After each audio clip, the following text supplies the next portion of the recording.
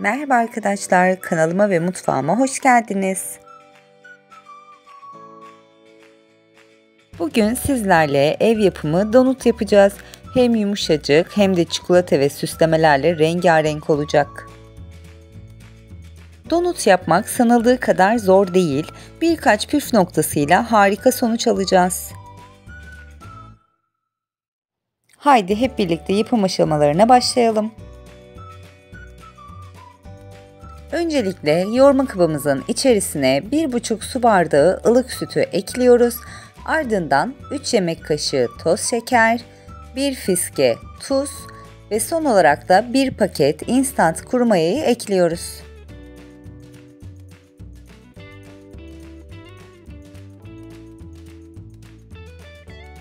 Tüm bu malzemelerimizi karıştırdıktan sonra burada önemli bir püf noktası var. Yaklaşık 5 dakika boyunca üzeri kapalı bir şekilde bekletiyoruz. Maya aktifleşsin ve kabarsın. Böylece hamurunuz daha iyi mayalanacak.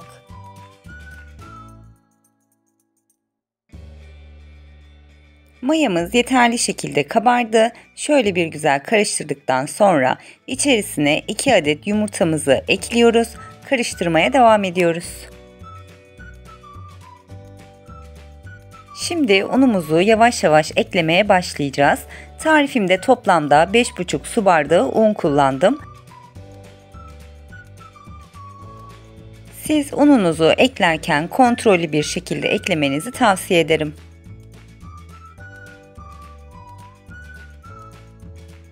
Biraz karıştırdıktan sonra bu aşamada 1 paket vanilyayı da içerisine ekleyerek tekrardan karıştırmaya devam ediyoruz.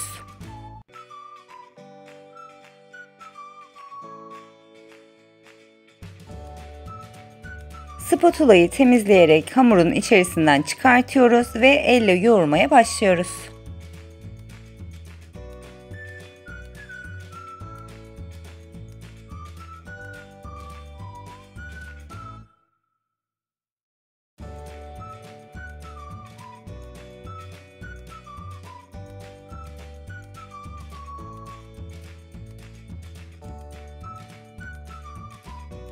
Tam istediğim kıvamda özlü bir hamur elde ettik. Şimdi oda ısısındaki yumuşak tereyağını hamurumuzun içerisine ekliyoruz. Tereyağı hamura iyice yedirilene kadar yoğurmak çok önemli. Tarifimde toplamda 80 gram kadar oda ısısında beklemiş tereyağı kullandım. Tereyağı hamura ne kadar çok geçerse donutlarımız hem yumuşak hem de ağızda dağılan bir dokuya sahip olacak.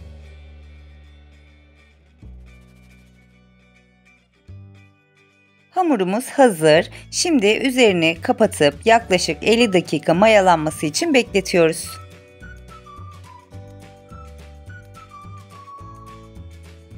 Mayalanan hamuru hafifçe elimizle bastırarak havalandırıyoruz. Sonrasında un serptiğimiz tezgahın üzerine alacağız ve merdane ile açmaya başlayacağız.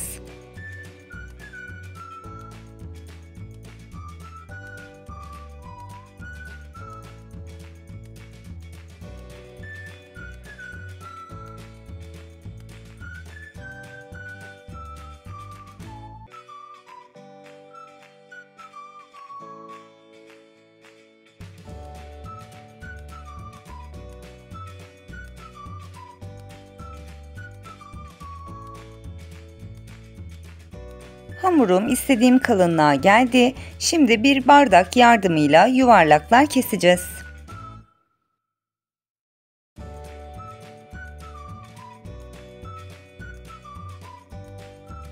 Şimdi hamurumuzun fazla parçalarını kenara alacağız ve aynı işlemi kalan hamur içerisinde bitene kadar yuvarlaklar kesmeye devam edeceğiz. Kesmiş olduğumuz hamurlarımızı da bir yağlı kağıt üzerine alıyoruz. Buradaki püf noktası da hamurun çok ince açılmaması, böylece kızartırken içi dolu ve yumuşacık kalıyor.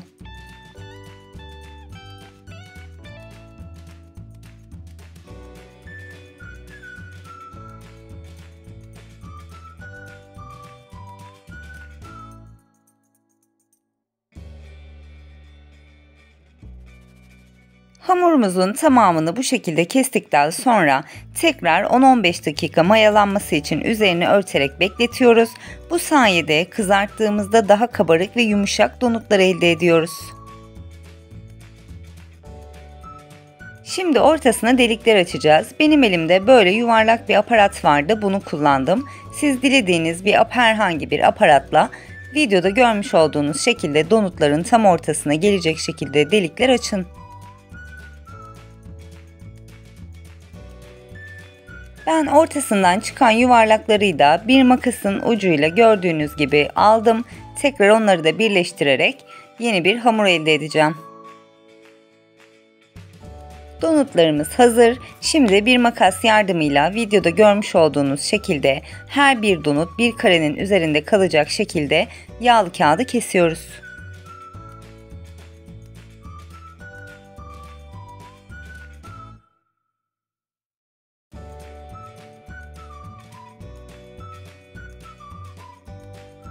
Tamamını videoda görmüş olduğunuz şekilde hazırladım. Şimdi kızartma aşamasına geçebiliriz.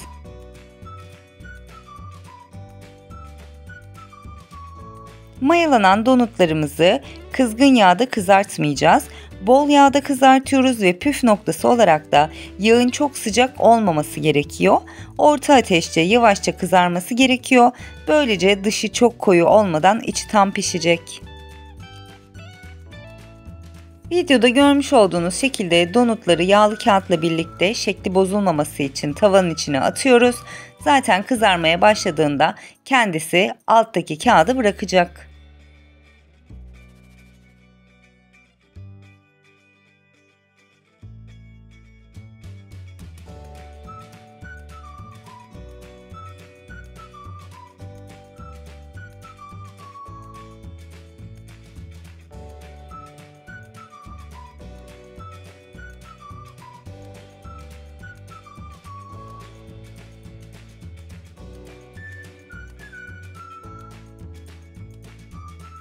Kızaran donutları havlu kağıt üzerine alıyoruz ki fazla yağını çeksin.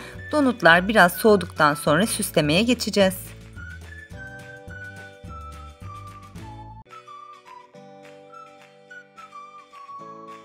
Havlu kağıt üzerinden alarak ben böyle bir telin üzerine hepsini sıraladım.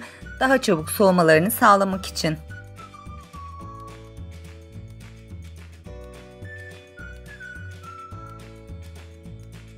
Artık işin en keyifli aşamasındayız. Süslemeleri. Önce çikolatalarımızı benmari usulü erittim. Ardından donutumuzu da içerisine batırarak çikolatayı buluyoruz. Bu aşamada süslemesi tamamıyla sizin zevkinize kalmış. Pasta süsleri, renkli şekerler veya Hindistan cevizi ile de donutlarınızı renklendirebilirsiniz.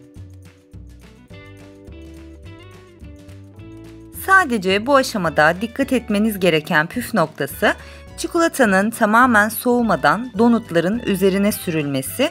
Aksi halde donuta tam anlamıyla yapışmayabilir.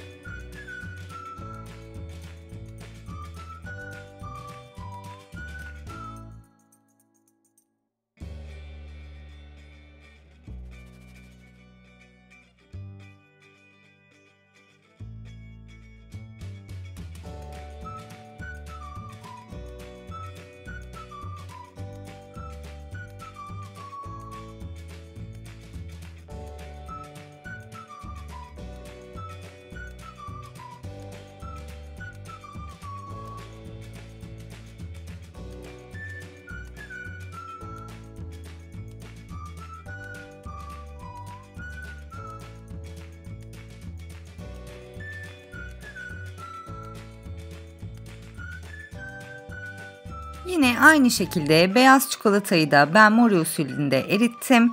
Yine donutlarımı istediğim şekilde süslüyorum.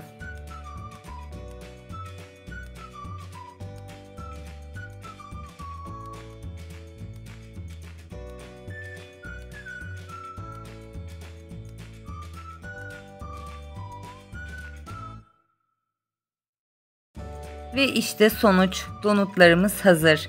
Yumuşacık hamuru, nefis çikolatalı kaplaması ve rengarenk süslemeleriyle tam bir görsel şölen.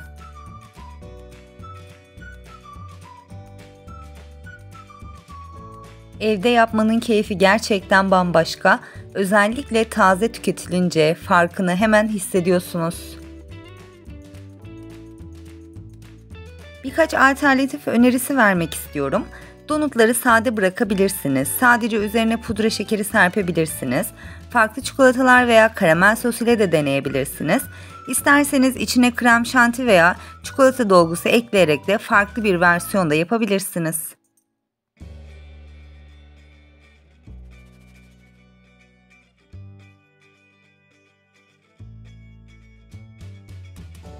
Bir tarifimin daha sonuna geldik. Videoyu beğendiyseniz beğenmeyi, kanalıma abone değilseniz bana destek olmak için abone olmayı, bildirim zillerini de açmayı unutmayın lütfen.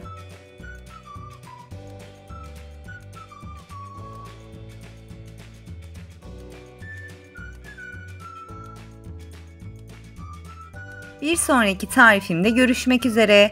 Hepiniz kendinize çok iyi bakın. Allah'a emanet olun.